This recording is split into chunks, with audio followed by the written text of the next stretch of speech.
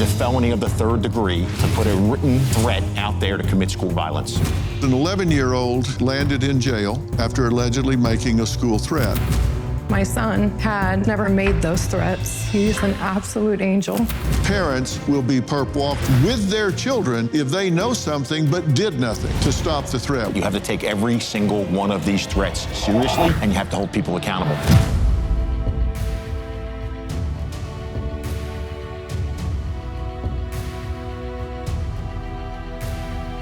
Well, we need to have a serious talk tonight about what's going on in our schools.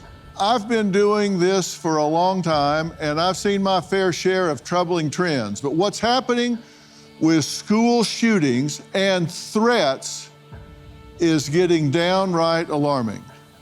Let me just lay it out for you. We're barely into 2025, and we've already had 40 school shooting incidents in this country. 5 have resulted in deaths. Every time we hear about another school shooting, we ask, could this have been stopped? The truth is, in most cases, the warning signs are there. 94% of school shooters show clear red flags before they act. And yet, time and time again, tragedy strikes. Now, I have delved into this issue many times. Check this out. I sent him off to Marjorie Stoneman Douglas, as I had, for all of his schooling, and I thought he would come home to me. I never thought that Alex would be murdered in his English class. There are identifiable markers on the path of a shooter. They show copycat behavior, meaning they study other shooters. They idolize these people. They fantasize about these people. The Oxford school shooter spent a lot of time watching really violent content online for hours and hours, playing violent video games, studying other perpetrators. He particularly saw himself in the Parkland shooter. And then the leakage in this case is what's really stunning. 94% of these people tell at least one person what they're going to do and when they're going to do it before it ever happens. Several students were concerned about the Parkland perpetrator. This was somebody that was, again, documenting their preparations on social media and was posting on social media and filming themselves talking about this particular type of crime. People knew that this was going to happen 2 or 3 months before the school shooting happened. Kids knew and an adult knew, and nobody told anybody. Just based off the 10 randomly chosen school shooters we pulled, they universally shared 94% of consistent life experiences, meaning they traveled down a very similar and identifiable path. Well, in the wake of these shootings, we're seeing a tsunami of threats flooding our schools. These aren't just harmless pranks. We're talking about serious incidences that are costing schools and law enforcement big time. In 2022 alone, the FBI reported 6,000 threats against schools. That's a 60% jump from the year before. But here's where it gets interesting. Down in Volusia County, Florida, Sheriff Mike Chitwood is taking a no-nonsense approach. He is arresting students, some as young as 11 years old, who make these threats. Is Sheriff Chitwood's tough love strategy the wake-up call we need to prevent more tragedies? Take a look. Hundreds of bogus school shooting threats are pushing a Florida sheriff to take controversial new steps. Sheriff Mike Chitwood says that he will name and shame the kids arrested and their parents, too. Last Friday, we received 54 threats that basically put the school system in my county in chaos. Schools were on lockdown, kids couldn't learn, teachers couldn't teach, parents had it. You posted another video just yesterday of 2 more minors, 16, 17 years old, saying they were locked up for a joke threat. Before you started this, did it strike you as problematic that they hadn't yet actually been convicted of a crime? They were in assembly where they were telling the students what will happen to them if they do a school threat. And in the back of the assembly, they got on Snapchat and they put it out there. So it's time we start respecting the rights of the other 66,000 students in my school district and stop worrying about the knuckleheads that are destroying the quality of life for our school district. Well, Sheriff, thank you for being here, because it is really important. And these threats, if you don't take them serious and then something happens, they're going to be all over you for negligence, right? Sir, thank you for having me on. This is really an important topic, and you're exactly right. You have to take every single one of these threats seriously, and you have to hold people accountable. And if you get a threat and you just say, oh, it's just a kid, being silly, cutting up, and they go up there and shoot up the school, what happens then? I failed to do my job. I failed my students, I failed my teachers, I failed my parents, and I failed school administrators. And how many threats have been reported in the last year? In the last school year, 342. This year, we're over 800. And the big leap in there, Doctor, was what you mentioned about the copycats. What happened in Appalachia, Georgia, the third week of school, right? I watched our threats quadruple. We had almost 400 threats in a 2-week time period. Well, we call that a contagion effect, and we see it among young people in particular in so many areas. We see it in suicides. We see it in those that declare themselves transgender, for example. We see it in all kinds of self-harm if it gets glamorized or glorified on TikTok or Instagram or whatever. There's a contagion effect. People say, oh, well, young people think, well, that's cool, that's getting a lot of attention, so they'll venture into it. And how do the threats come? Are they made in real world, telling others? Are they on social media? Are they written out on bathroom walls? How do they occur? Is it all the above? It's a combination of all the above. And in Florida, after Parkland, it is a felony of the 3rd degree to put a written threat out there to commit school violence. It's a felony of the 3rd degree. When you get a threat, what's the first thing you do? We have a system in Florida, as most states do. It's called Fortify Florida. That's where most of our tips come in. Once that tip comes in, investigators immediately, I don't care if it's midnight or 3 a.m., investigators automatically track that down to IP address, find out where that threat was posted, get out to the house, interview the family, determine if this threat is real, and if we have to do something to lock the school down or do what we need to do. We have to get to the school administrators and tell them, we vetted this, you can open, we'll have extra resources on the ground. All right, well, we have some social media post examples that are real. I've placed explosives to detonate tomorrow at 3 p.m. in every school in the county. Snapchat message, shooter, I'm a shoot up the school today. Student, shooter, I'm only getting you though. Instagram post. These are the weapons that will be used for the shooting. Again, our goal is to murder up to 350 children. Please message us to join. Must provide your own weapons. These are the kinds of things that you're seeing in the hundreds. That's correct, 800 this school year so far, up from 342 for all of last year, and our arrests have doubled. We had 18 arrests last school year, we're already at 33. Wow. All right, so how much manpower, how many man-hours are absorbed into tracking these down, vetting them, disqualifying them, or whatever? It's dozens of hours, if not hundreds of hours per threat that comes in. Because detectives, there is no wait till the next morning. You automatically, we have teams that respond. We have municipal police departments in our county that respond with us. Because every single threat, we have to treat it as this is actually going to happen. Then you have to bring in extra resources when that school has been threatened, because parents, it's like a 33% absentee rate when parents discover that there was a threat made against that school. 33% of the school population doesn't show up the next day. I'd be part of that 33%. Bet your ass I'd be home. Coming up, Sheriff Mike Chitwood threatens parents that they too will be perp walked with their children if they know something but did nothing to stop the threat. We'll talk about that when we come back.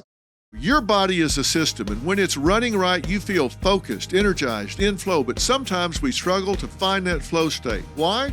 because there's too much static in our system, brain fog, fatigue, and inflammation. The Echo Flask clears the static by infusing your water with molecular hydrogen, a natural science-backed gas that helps your body think sharper, recover faster, and run smoother. This is more than hydration. It's better focus, more energy, faster recovery, less internal stress, and longer-term benefits that keep you sharp. When your water works harder, your whole system does too.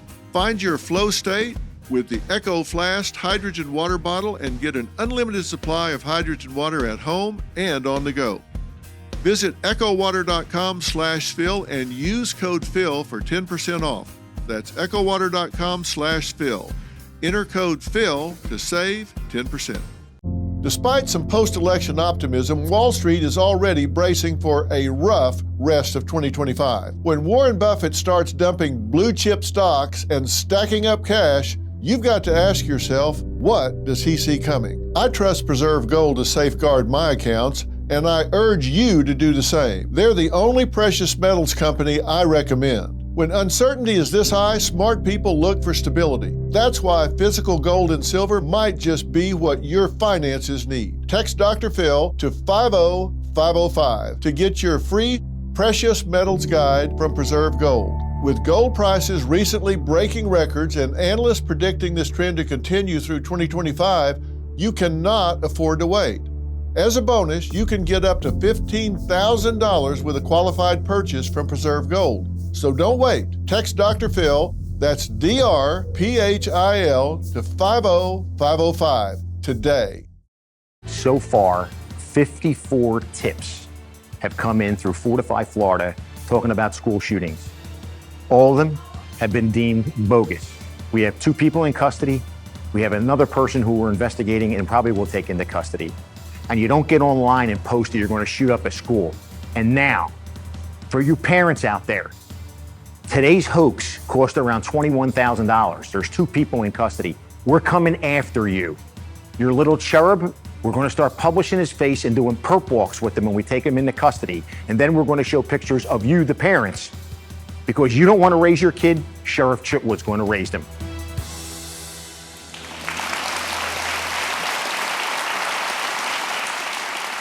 That was Sheriff Mike Chitwood of Volusia County, Florida, warning parents that they too will face criminal consequences if they do not parent their children. Now, the sheriff says the number of school shooting threats were keeping them working around the clock. And frankly, he's just had enough.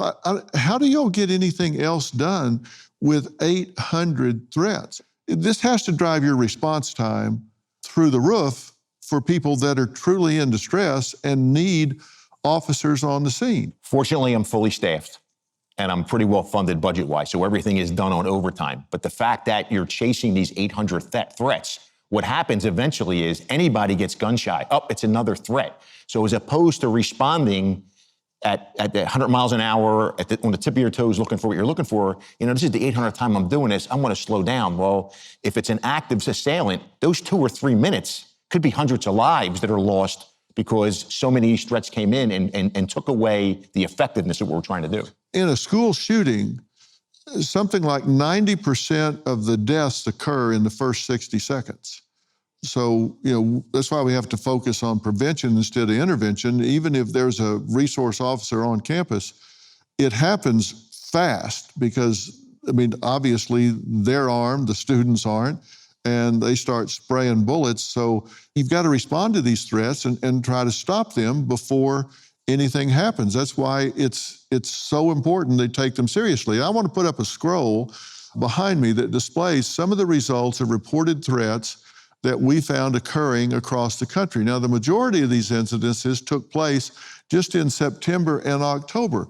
Look at this, just on and on and on. When you do intervene, when you do talk to the parents and the kid, what's the typical response? What do they say? Well, the first response is, if you look at the arrest photos we put up, those kids show no remorse. When they're being taken out, you're blurring their faces. They show no remorse. They never apologize, and it's very a matter-of-factly. And the parents' overwhelming is, not my Johnny, not my Janie. It was a joke. Well, You know, there's a lot of parents that drop their kids off at school in this country, 8 o'clock in the morning, and said, I'll be back to get you at 2:30, and kissed them, and 2:30 never comes.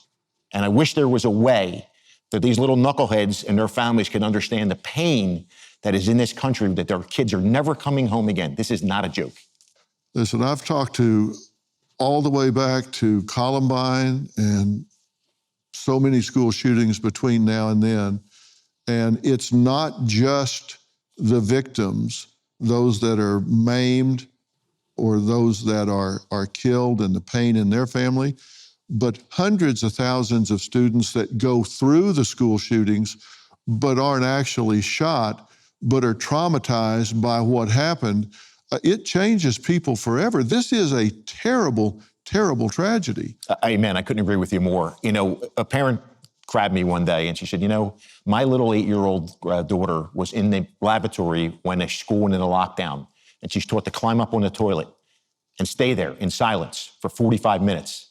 I have people want to focus on the 33 arrests we made. What about that little girl and all of those other students that are in lockdown constantly when these threats come in? What about them? What's their future look like?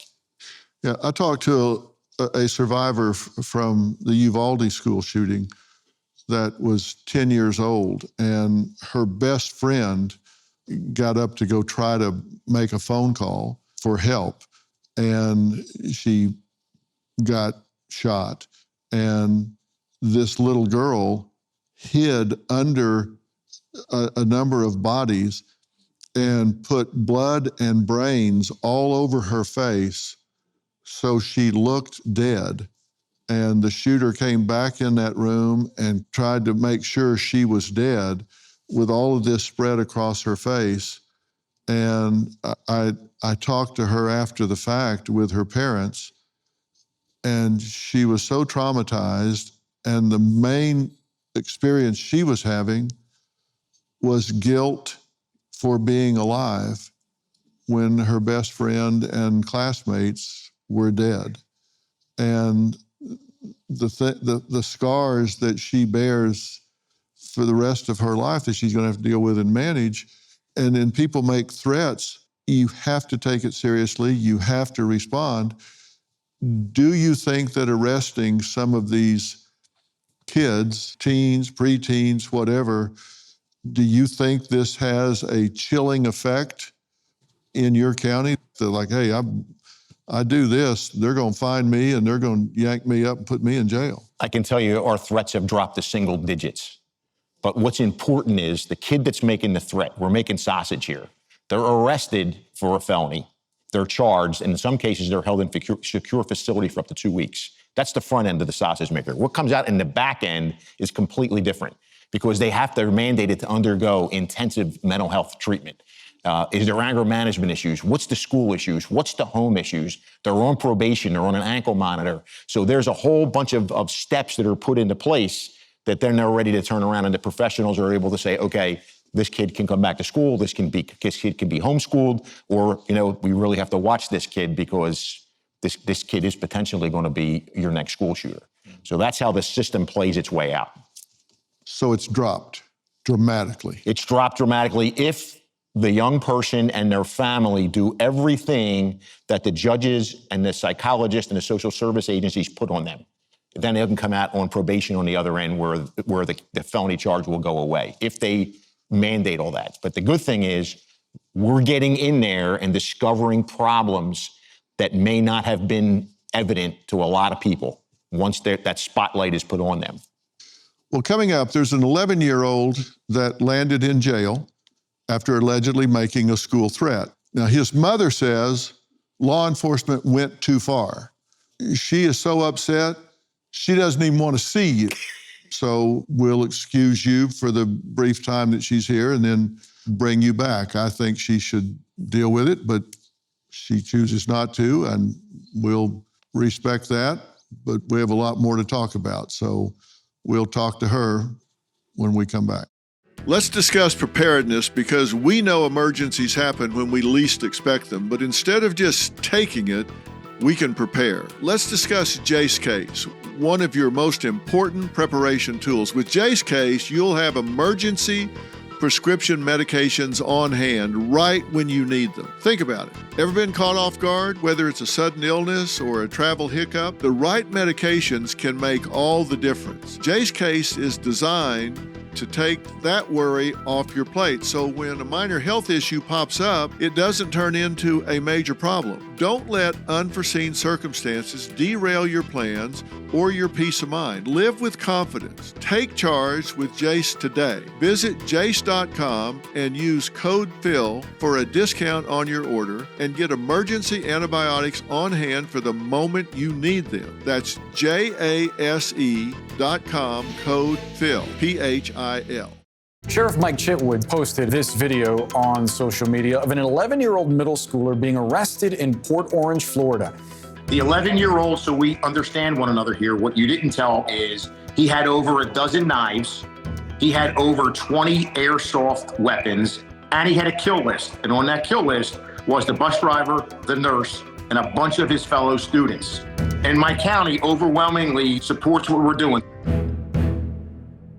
Well, Jesse, the mother of that 11-year-old you just saw being arrested for an alleged school shooting threat, says her son was just a victim of another student's joke. Tell me how this unfolded from your point of view. My son accepted a FaceTime call from 3 other students, and they were all doing room tours. My son had been recently given a 20-gallon tote by a man at a community yard sale of airsoft toys, accessories that go on an airsoft toy. And this all resulted from that FaceTime call. One of the children, the one I believe we're going to call him the bully, then got off of that FaceTime call, started a group chat with 32 children from 2 local middle schools, saying that my son was going to commit a school shooting. Not that my son had ever made those threats. He wouldn't hurt a fly. He's an absolute angel. This is a child that's never had a referral, never been in trouble. I've never had to spank him. He's never told a lie. He's an honor roll student. This has been a nightmare. Let's talk about the group chat that was going on. And in the group chat, they said, next school shooter, you're on the kill list. He showed us like 8 knives and like 6 guns, is a threat. So these were kids talking about your son. Right. My son wasn't even in that group chat.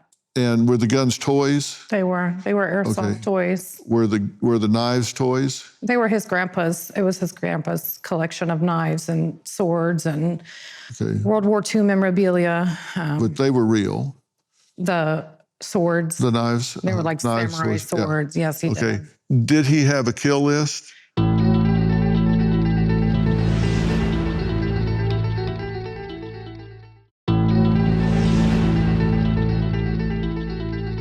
Did he have a kill list? He had what the child told him to write was a hate list, a list of kids. My son didn't even know how to spell the children's names that were on the list. So he wrote it different ways and with the wrong spelling. He didn't even know the kids. Well, spelling them right or wrong doesn't mean he doesn't have a kill list. Did he have a list or did he not? He did. He had a list that the other child admitted to telling him to write. This was not, a list that he wrote. If my son was guilty of anything, he's guilty of being influenced to write a list of names that this other child, the children he didn't like, not that. And this other child was arrested also? Correct. And they released my son. Okay. But you're saying that your son had zero culpability? For? Anything. My son was innocent from the beginning. This child admitted to making this joke up that he knew it was a hot topic on YouTube is why he did this. Uh-huh. And you just think your son did nothing wrong, zero, zip, no, nada? They were doing room tours. He never said he would hurt anybody. He never planned on taking anything to school, never said he was taking anything to school. He was innocently showing his toys. How did he get identified as making a threat? From the other little boy that admitted to making all of this up. I believe in a 38-minute interview, he said like 19 times it was a joke. They flat out asked, did my son make any threats? And he said, no. This is an arrest affidavit. Admitted to writing the text messages, however, stated he was joking, but also wanted to scare people. That was from the other little boy. This is the bully Correct. that wrote this. Correct.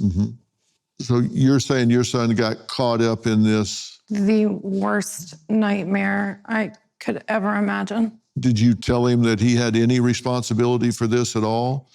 No, we have been by his side and been his biggest support system. We know that child inside and out and knew from the beginning this was a horrible mistake.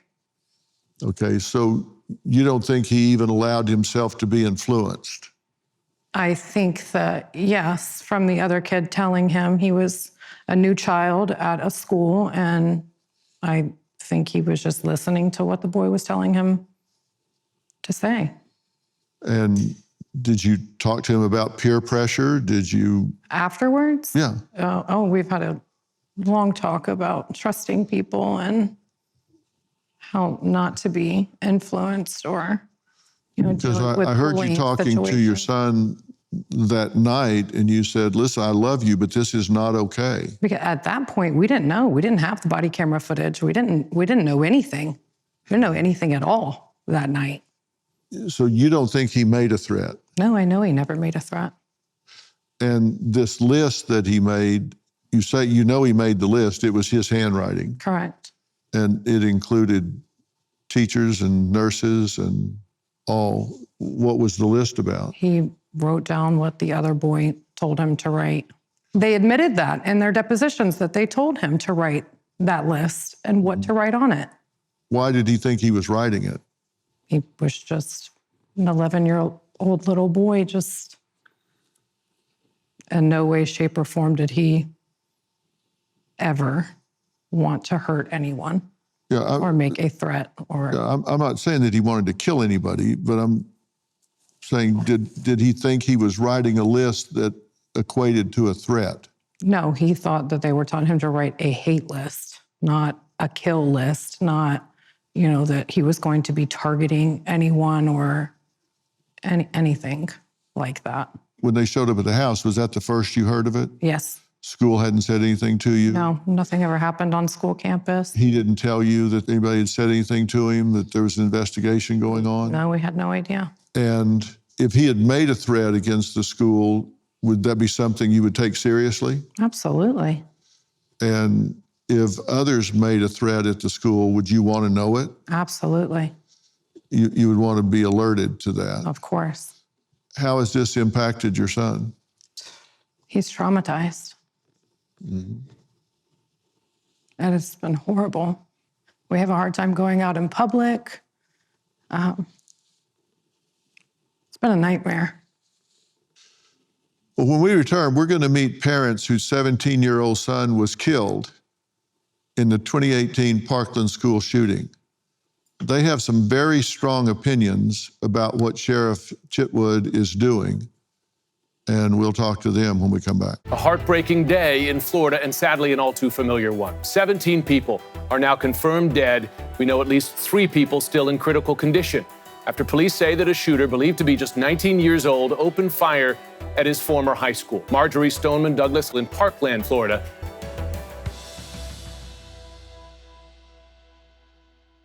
On February 14th, 2018, a mass shooting at Marjorie Stoneman Douglas High School in Parkland, Florida, claimed 17 lives, including 17-year-old Joaquin Oliver.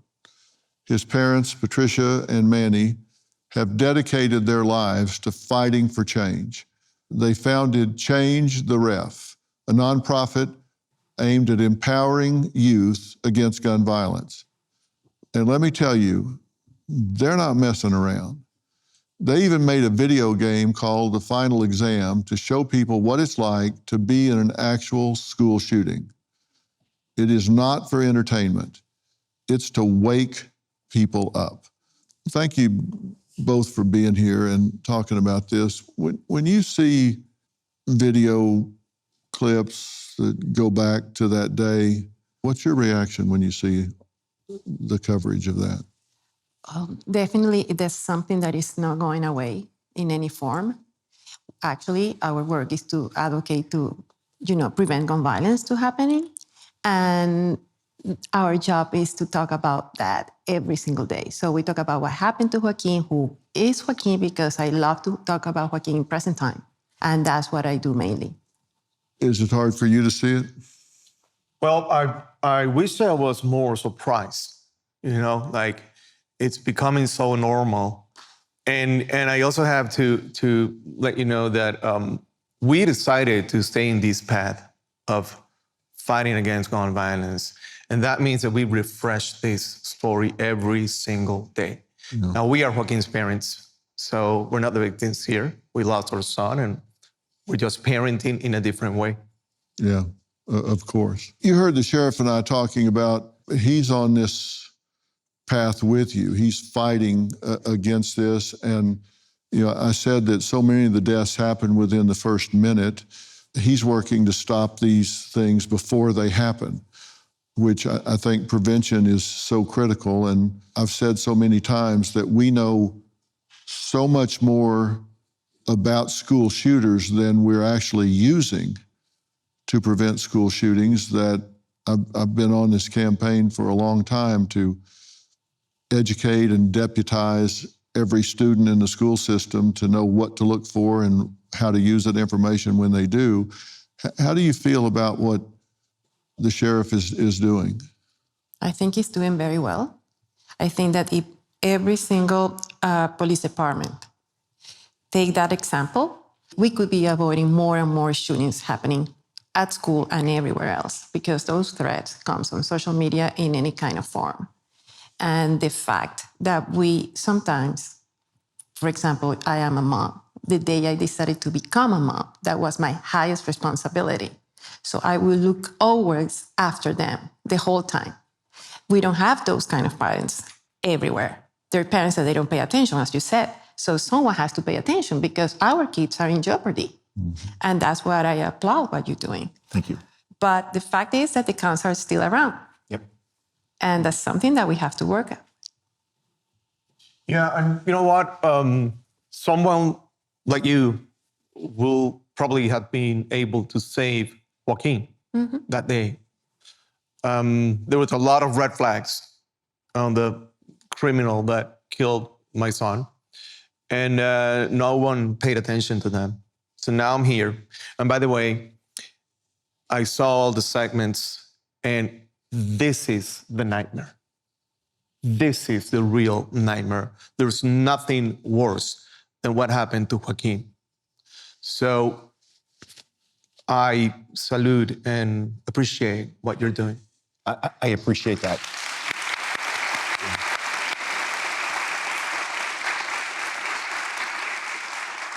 So imagine being trapped in a nightmare that's all too real, a school shooting where every second counts. Well, Patricia and Manny give us a sneak peek at their game, The Final Exam, and we're going to take a look at that when we come back. You took my son away from me, and I'm not going anywhere. Those are the parents of Parkland shooting victim Joaquin Oliver at a congressional hearing on gun rights today. While they were debating the dangerous actions that the ATF has on gun ownership and the Second Amendment, they were also debating about banning TikTok because it damages our kids' brains. I don't have to remind people that the autopsy of my son revealed that his brain exploded. But I will not tolerate any more lies from these people. And I really hope that people will realize that they have to get involved like we got involved. Well, that was Patricia and Manny Oliver speaking to Congress about the dangers of assault rifles and social media. Their latest weapon in this fight is a chilling video game. It's called The Final Exam, and this isn't for entertainment. It's really a visceral simulation that thrusts role players into the terrifying reality of a school shooting. For 10 minutes, players must navigate the chaos, hide from an active shooter, and collect crucial information on gun control measures in order to survive. Let's take a look.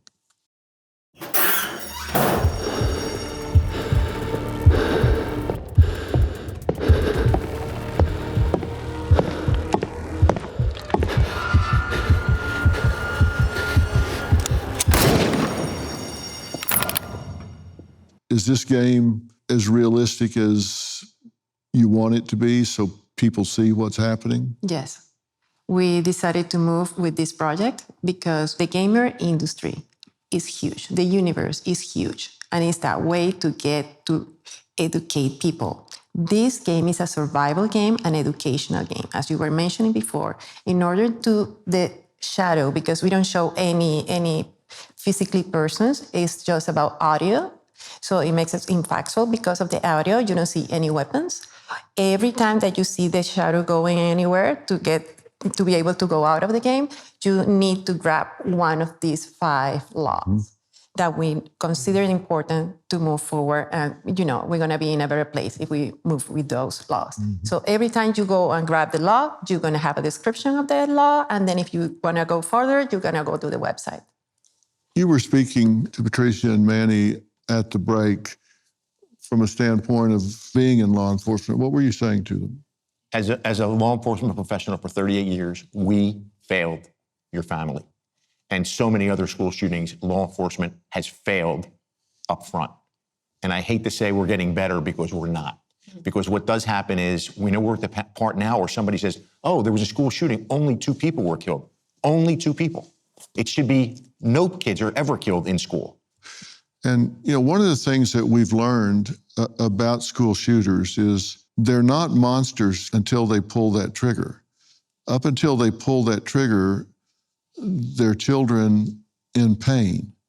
And my wife, Robin, has worked with CASA, Court-Appointed Special Advocates, for so long and has said so often, if you get to these children at that crisis moment, and there's an adult there to put their arm around their shoulder and help them over that hump, they may never, ever go back to that crisis point again.